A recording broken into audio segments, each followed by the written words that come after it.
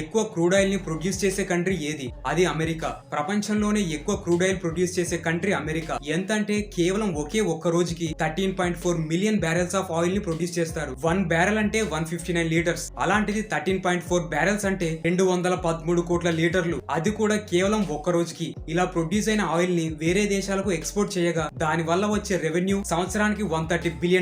American government కి చాలా డబ్బులు ఆయిల్ ని సేల్ చేయడం వల్లే వస్తాయి. అమెరికా తర్వాత సెకండ్ ప్లేస్ లో ఉన్న కంట్రీ సౌదీ అరేబియా. సౌదీలో ఒక్క రోజుకి 10.8 million barrels of crude oil ని ఎక్స్ట్రాక్ట్ చేస్తారు. ఆ ఆయిల్ ని సేల్ చేయడం వల్ల సౌదీకి వచ్చే రెవెన్యూ సంవత్సరానికి $230 బిలియన్.